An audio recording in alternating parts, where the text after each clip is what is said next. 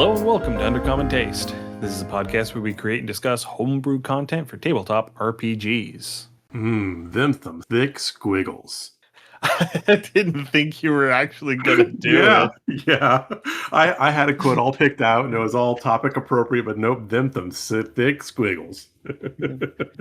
I'm not even gonna give any context for that. I will let the audience try and figure out context for that.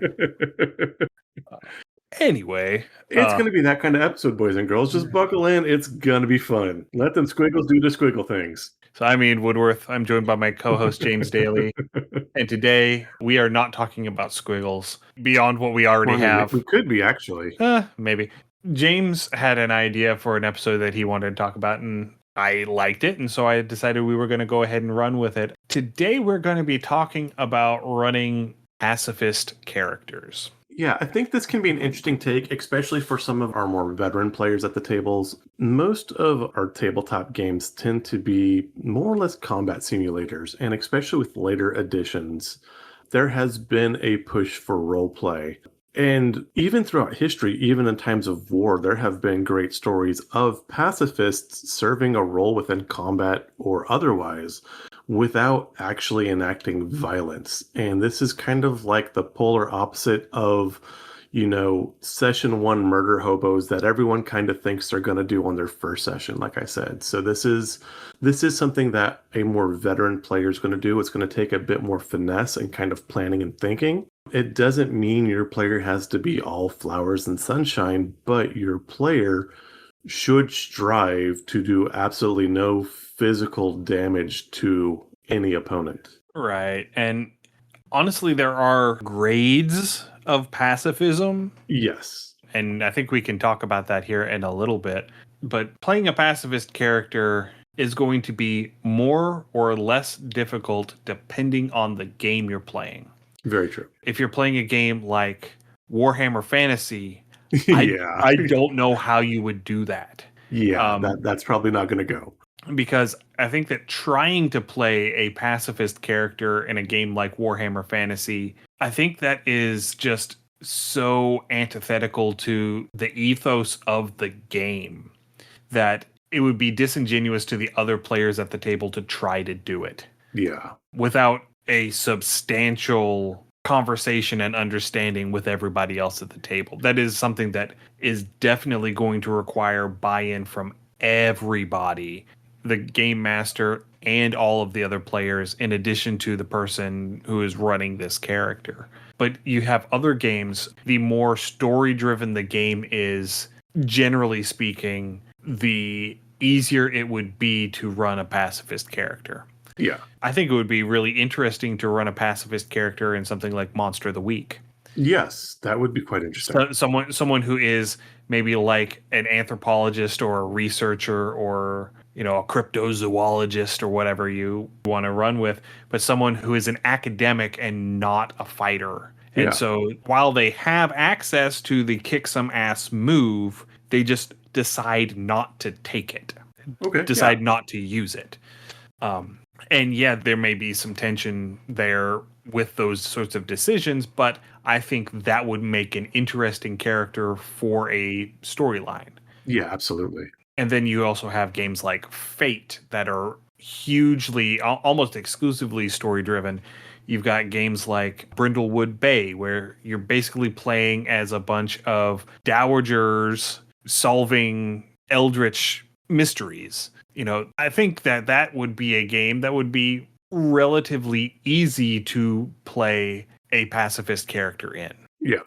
Even something like Call of Cthulhu or even something standard like D&D, you can run this very well. And just because you're a pacifist doesn't mean you can't necessarily take quote, quote, offensive action, but your offensive action should not harm. So spells like hold person, or if you like, again, just focusing on D&D or those that are D&D adjacent, focusing like on the school of illusion, that kind of thing to disorient or otherwise confuse what would otherwise be a threat.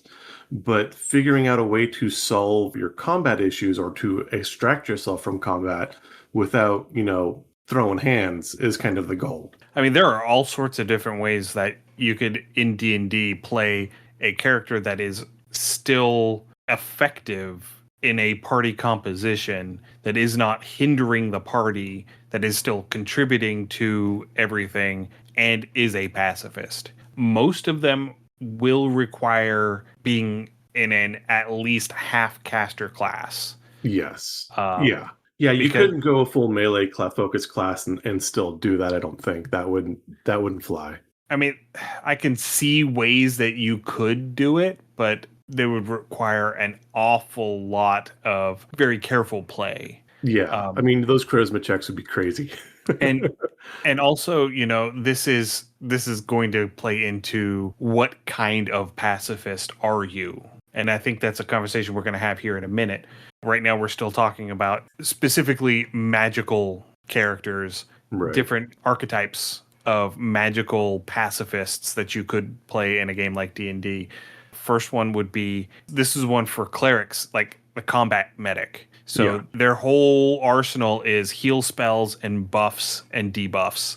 Their whole thing is just, keeping everybody on their feet. Right. As you mentioned, illusionists, disorienting the people who are trying to hurt you, throwing them off of your trail by using illusion to misdirect, using illusion to infiltrate without combat in the first place. Yeah, absolutely.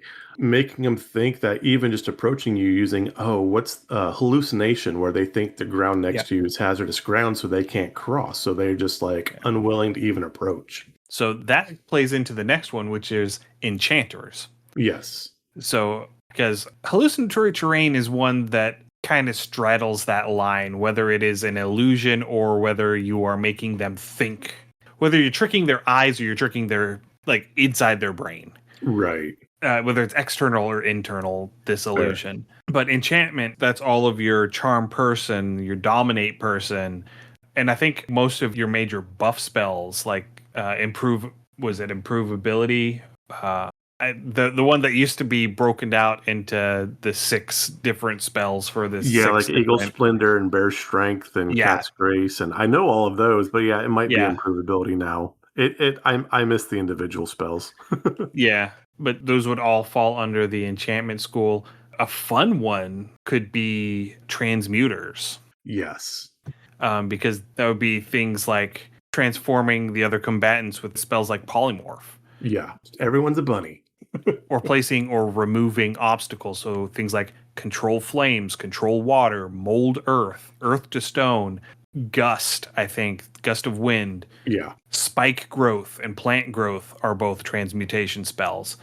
So what you're doing is you are using the terrain and changing the combatants into something that is less threatening so that you don't have to harm them. And these are typically spells that have a set duration and will wear off on their own. So it's not permanent. Yeah. Within tabletop gaming, this is called map control. I think a really good use of this or examples of this was in early WoW, particularly like classic WoW and up through Wrath. You had certain characters that were in a party, particularly the mage, where you'd bring them solely for crowd control. They were DPS characters, but they could, cast an ice block on an enemy to freeze them in place so you could get around and eliminate other enemies. Or, as Ian said, polymorph. Polymorph and Frost Nova. Yeah, you had spells that just limited where the enemies could move or if they could even move. So your party could take advantage of that limitation, whatever it may be. And so that kind of map control really can make a huge difference on a tabletop game.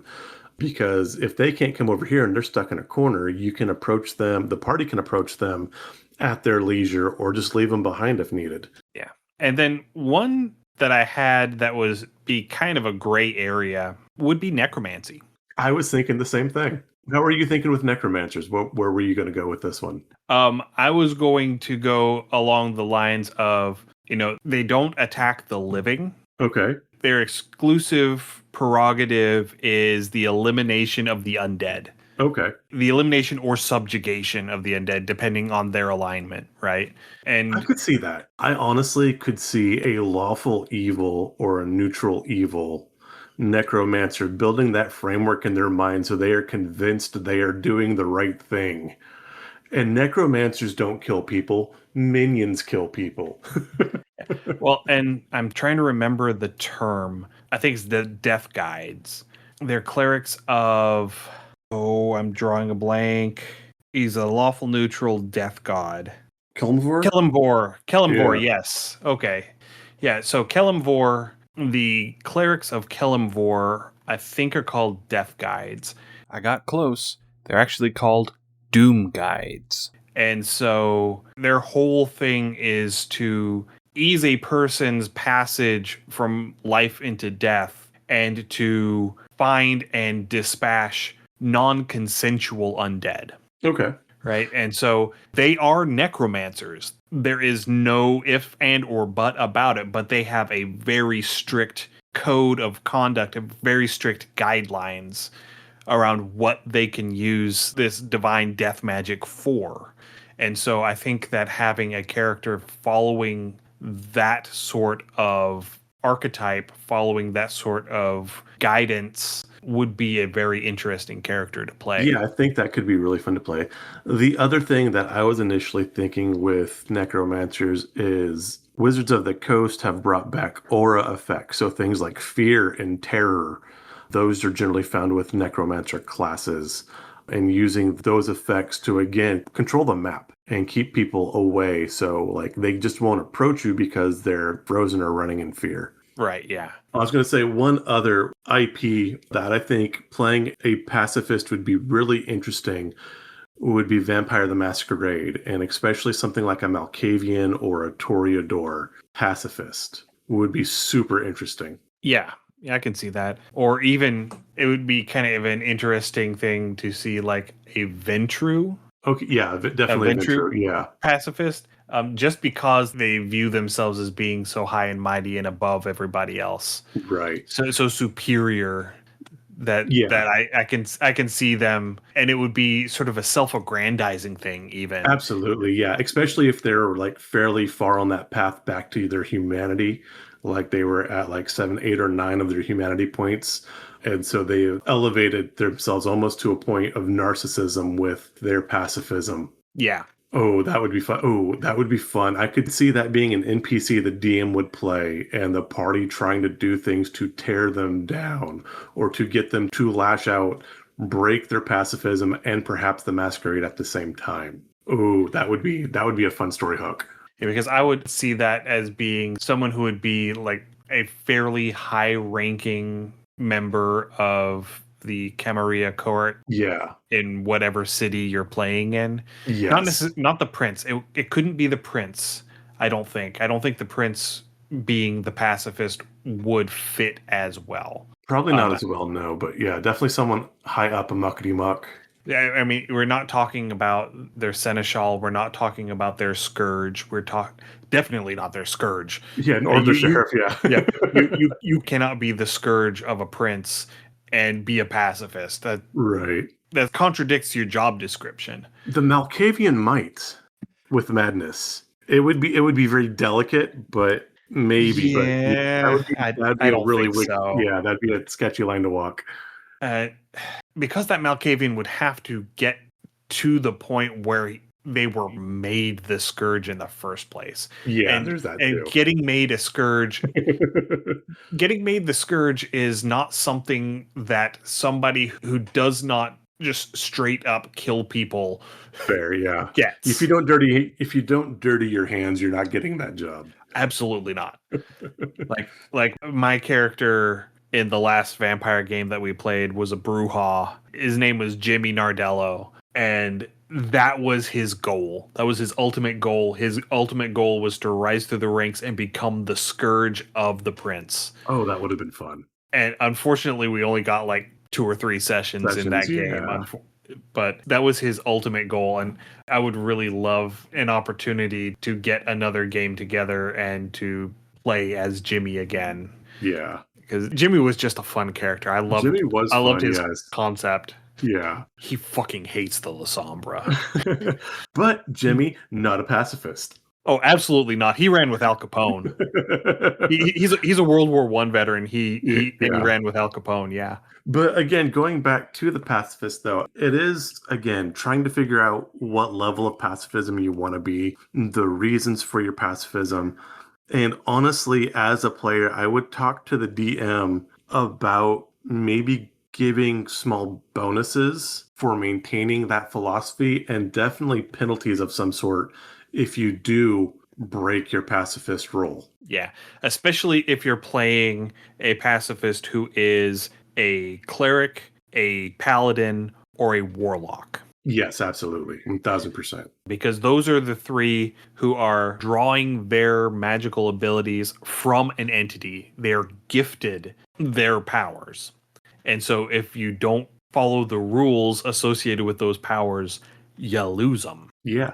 Though this also brings up a good thing too. A DM or a GM, depending on the player, again, depending on the player's skills, or if that player's just kind of seeming to go off the rails, maybe their patron or their deity steps in and says, no, you've done this thing.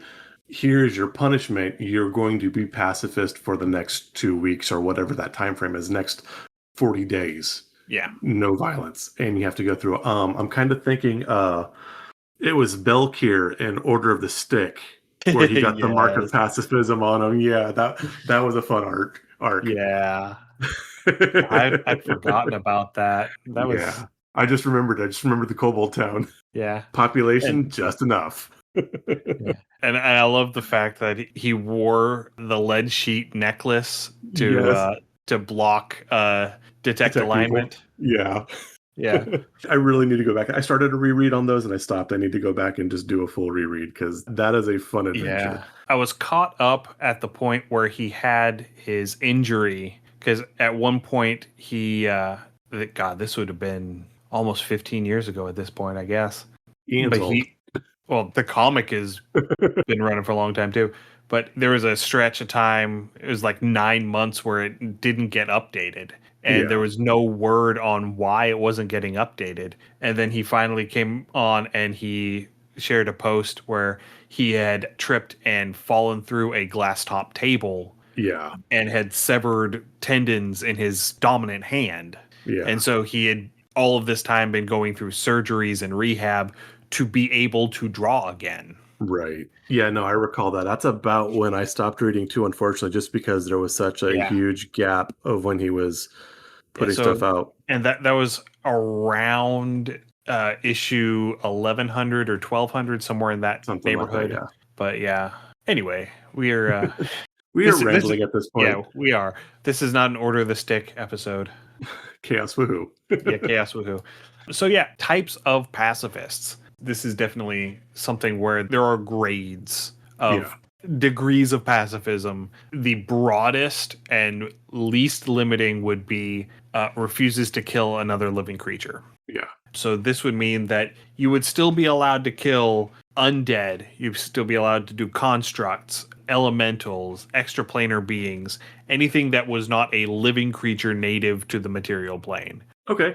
I would take this even a step further, and that kind of reminds me. Have you watched Dungeon Soup with the Chaotic Good Barbarian? It's a bunch of Yes. web animation. Yes. And so at one point he comes across the paladin, and the paladin can't kill. The paladin's a pacifist. The paladin can't kill anybody, and like some orcs have stolen his girlfriend. And he goes up and he's like, but I can't kill anyone. And so the barbarian's like, you don't have to, and it basically cuts off his arm, and the paladin heals him. And so they completely like maim and set this orc on fire, but they heal him back and just leave him, this ruined husk of a body, but he's not dead, and they left him at full health. Yeah, I've got a meme that I saved from way back. Like, I'm pretty sure I found it back when I was still in college. It's a panel from a comic, and I never found out what comic it's from. But it's two people standing like in the wreckage of a skyscraper. And one of them says, "You told me it would be non-lethal." And the guy responded, "Non-lethal doesn't mean painless." Yes. And it was in the format of the demotivational posters. Nice. And it said non-lethal damage. The target has 51 hit points. The attack deals 4d10 plus 10 damage. Therefore, it's non-lethal. Nice. Yeah, I love it. So that's the mentality that you have with that. Obviously, there is the control that you have to have of your character to be able to harm things, but not get them to the point where you are killing them. Yeah. And I think honestly, like doing this and starting this way, and then like again, if there's some sort of punishment for breaking that, maybe you don't get the benefits of your next long rest or your next two long rests. Yeah. And so maybe again, if you're playing a character where they're going to exhibit some sort of character growth, maybe they dial that back further and further so they don't risk crossing that line because those rules become more and more strict each time they break them. Exactly. Or if you are always intending to multi-class your character, this could be the tipping point that makes them forsake their oath of Ooh, pacifism yeah, and continue in this new class. yeah. Like if you're starting as a paladin and you end up transitioning into fighter for whatever reason, maybe you just want the extra attacks. But you start off as a paladin and you transition into fighter, that could be the thing that caused you to break your oath and you are, proceeding on as a fighter without any further advancement of your paladin skills. Ooh, I like that. Yeah. Yeah, no, I Uh, like that a lot. I think a pacifism oath for a paladin could be really interesting as well.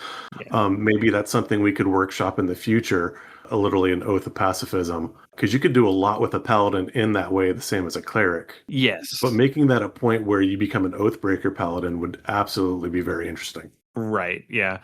All right. So with this particular flavor of pacifist, you might even switch it up to the point where the only thing that you're not allowed to kill are sentient or sapient creatures. Okay, yeah.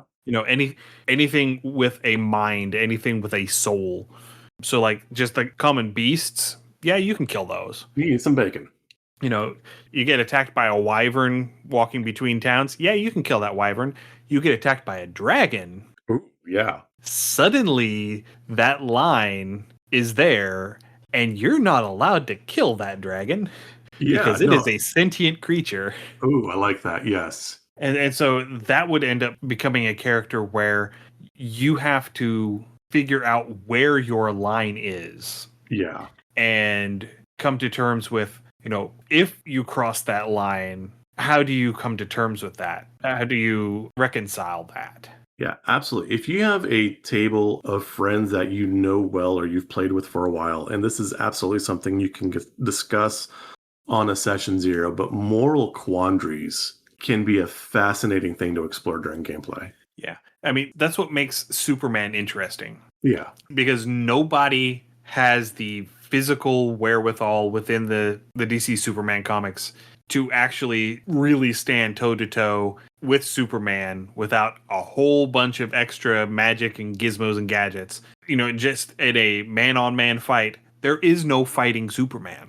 there isn't, but he chooses to limit himself. He chooses to limit himself, and it is through those limitations that the villains are able to attack Superman. Yeah, That becomes a thing of Superman has to keep his code of ethics in mind and act according to those in ways to achieve what needs to be achieved, but without breaking his code. yeah, It would be super easy for him to just fly up to Lex Luthor, rip his head off, and be done with it. right. He can't do that because of his code of ethics. Yeah, And so that is the sort of morality that we're talking about here with regards to that sort of pacifist ideology. yeah. And again, that's why I'm saying this is definitely something for the more experienced players because when you're down to like 5 or 6 hit points and things are going sideways, it's easy to be like, meh, I'm not a pacifist anymore. Ta-da, here's this. But I don't but know. main I think that a new player could easily play a pacifist character if that is the mindset that they're coming in with. yeah, if that's the mindset they're coming in with, yes. I mean, it doesn't require having played a bunch of TTRPGs to play a character that doesn't want to fight things. That is fair. I mean, if you're wanting to be like mechanically optimized, yeah, having a little bit of experience with the game is definitely going to help with that. So But maybe it's that like mid-range player that's harder to play it then. I think that your claim that this should be a thing for more advanced players, that smacks of the same sort of thing of saying, start off new characters with fighters, don't let them play a wizard because it's too complicated. That is absolutely fair, and I will retract my statement. I will recant that. You do bring up an absolutely fair point. Yeah, Um, let the player play the character that they want to play. yeah, Just make sure that they understand that, especially with a pacifist character, the pure existence of that character is going to have ramifications for the other players at the table. yeah, And they need to understand that going in, and they need to keep that in mind so that they are not having their fun at the expense of the other people at the table. yes, Make sure that absolutely. everyone is on the same page. This is where being mature and having a conversation is important. This is where having a session zero conversation is important. Absolutely. So, Yeah, no, yeah, you bring up a good point. And then, like, ooh, at that point, too, I kind of want to make the pacifist character. And it's kind of like you get the one F bomb in a PG-13 movie. And so you get that one time where you can, like, kind of just stick and twist that knife, but it's only once. And so, what are you saving it for? right. Yeah. So, continuing on, the next degree of pacifism, as I have here, is I'm going to combine two because Because they fit. well, as I was rereading my notes, these two are close enough together that I can combine them, which is refuses to fight or refuses to harm another living creature. Okay. So either they are allowed to fight those things that are, the undead or constructs or elementals or such, but they're not allowed to physically harm other living creatures, Yeah, I like that. or by extension, and this may be one of those things where it's an advancement of this ideology. Maybe they had a slip up and they decided to become more extreme about it to the point where they just refuse to fight, refuse to Okay. harm anything. I like it. I was just thinking, what if you had a Warforge that was instilled with Asimov's three rules of robotics? That could be interesting. Oh, that would be super interesting. Oh my goodness. Yeah, so for those that aren't familiar, the three rules of robotics is a robot cannot harm, in this case, a human, but I'd go with a living creature. The Oh, robot cannot self-harm, and the robot cannot allow another creature to be harmed by inaction. yes. And so at some point, those laws come in conflict with each other, as we see in movies like in books like I, Robot. But yeah, no, definitely a Warforged with Asimov's laws of robotics would be a very, very interesting thing to play. And then that would also bring into question what happens if the character is mind controlled? What Ooh, if oh, what if they are dominated and they attack someone and kill someone while dominated? oh, that's a DM question. I like it. No, I don't think that's a DM question. I think Okay, that's a player question. That is okay, that is a player question. The player gets to decide for their character, okay, how does your character rationalize this? okay. Yeah, I was just thinking like if there was going to be some sort of penalty again, if you have like a patron or a deity, how would they rationalize it? That is true. Yeah, if you have that, and I honestly I would think that in that case, I would make the player in character argue their case to their deity or their patron. Yes. Ooh, I like it. Oh, that could be so much fun. Yeah, definitely. Ooh, okay. Yeah, because again, depending on who the patron is and the alignment of said patron and the temperament of said patron, they could be forgiving and okay, that wasn't your fault. You didn't have control, or they could be very harsh. And I'm doing a quick reread of Dresden Files, so someone like Mab would be like, "Well, you shouldn't have put yourself in position to allow yourself to be controlled." So yeah. Oh yeah, that could be a lot of fun depending on the patron or the Right. deity. Right. Because Oh, as I am seeing it, there are going to be two overarching, just general categories of patron. I'm going to use patron and God and all of that. The entity providing power, we're just using patron as a catch all right now. There are two main categories of patrons in terms of alignment. You're going to have the good ones and the lawful ones. yes. there will be some overlap between the two, but it is the patron's alignment, how the patron would view it, that would determine if, what, and how severe the punishment would be in this situation. Yeah. So, like, a chaotic good god would probably be understanding about it and be willing to just sort of brush it off. Yes. A lawful good would also be willing to forgive it, but with some sort of penance. Yeah. A lawful neutral patron? Yes. A lawful neutral patron would absolutely punish Yeah. someone, even if they weren't fully under their own control when it happened. Yeah. Oh wow, that would be such a great thing to happen on a table. Oh my god, that would be so interesting. So interesting. Yeah. All right. And Now then let's roll some dice. Let's do it. the last category that I had, and this is one that I have seen brought up like in Reddit posts and in Tumblr posts before, is the pacifist who not only refuses to fight, but also refuses to allow their allies to harm others. Oh, that would absolutely take a session 0. Oh, yes. 100%. Yeah. There is no way that you are going to be able to just drop this character into a random group without literal players coming to fisticuffs. Yeah. That one would be hard to do. Now, if you had a whole party of pacifists, that could possibly work in that regard, but that would be extremely difficult to go through. You would have, yeah, that would take some work. I can see this working in like an intrigue sort of game. Yeah. One that is not explicitly combat focused. But yeah, it would be very difficult to do that. But like, I could see a prison break like this would work too. Yeah. Yeah, just a criminal enterprise. Like you're doing heists and stuff, and Yeah. your one rule is that we don't leave bodies behind. Yeah, that would be fun.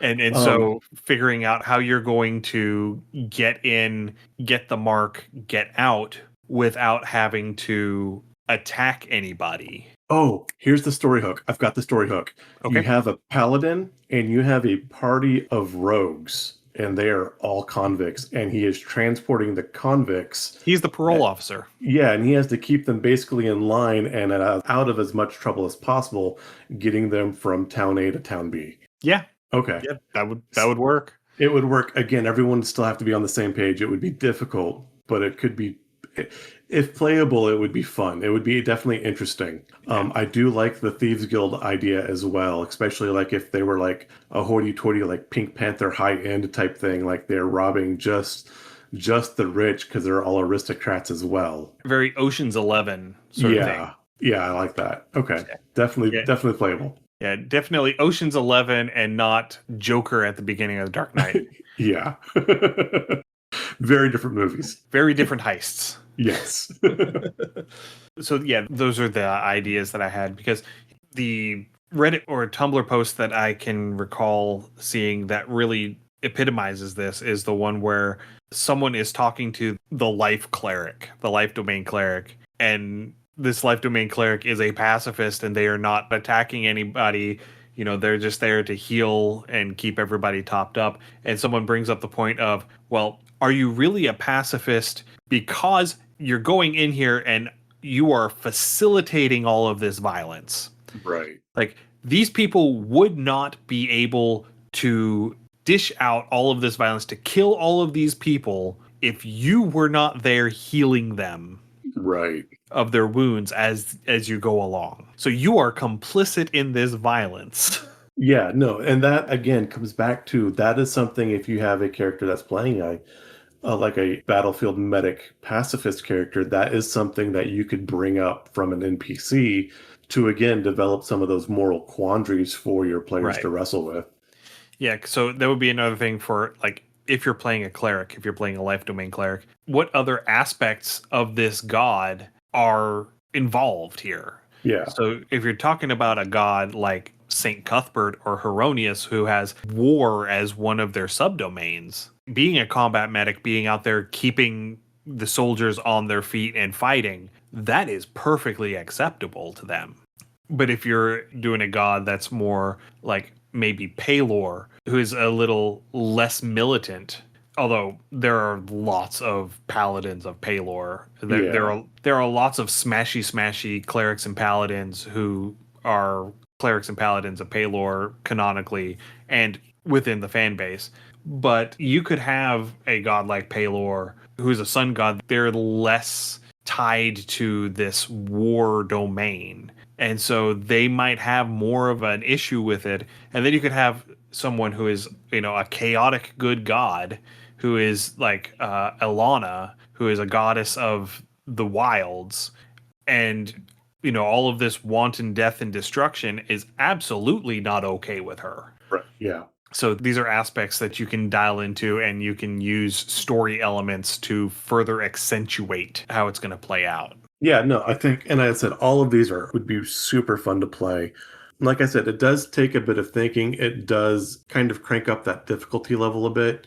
But the other type of pacifist that we haven't really touched on too much would be obviously like your horny bard. And their solution to everything is just kind of schmooze and maybe flirt and try to get their way out of things that way as well. But again, most of their spells would be to give points of inspiration or otherwise. I don't think bards don't have something like hex, do they? I mean, you have vicious mockery, cutting words, those sorts of things. But they don't take away die rolls like hex would or curse would from a cleric.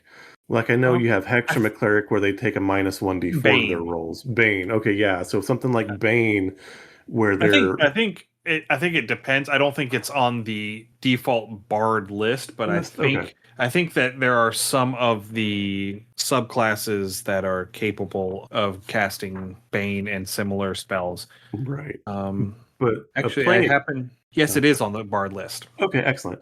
But playing a character that could either like limit the effectiveness of the enemy by subtracting from their die rolls or just with crazy high charisma rolls to talk and schmooze their way out of a sticky situation, kind of smooth troubled waters before tempers start flaring is another way to play this kind of character as well. Right. Yeah. There was I can't remember which one it was. It's one of the Hawk and Fisher novels by Simon Green. They're doing a job, and one of the characters is basically a police negotiator. Ooh, okay. And they have this innate magic ability to where, as long as they are not engaging in any threatening gesture, if they are not being threatening, they cannot be harmed. Oh, okay. Like projectiles will divert away from them and things like that. Interesting. And so having something like that, maybe making a magic item. Yeah, I was just thinking like homebrewing a magic item. Making a magic item for a bard that basically functions like the sanctuary spell. Okay, yeah. Where as long as they are not being offensive, they're not attacking, they're not throwing out damaging spells, as long as they are maintaining that pacifist ideology, they just can't be attacked. Yeah. No, I like that. And I think that would be an interesting homebrew to run as well. That or something that as long as they're not taking hostile action, maybe they get advantage or something more on charisma checks as well. So it'll help them, again, talk their way out of problems or convince people to look elsewhere. These aren't the droids you're looking for type thing. Would definitely be a fun way to take on that as well.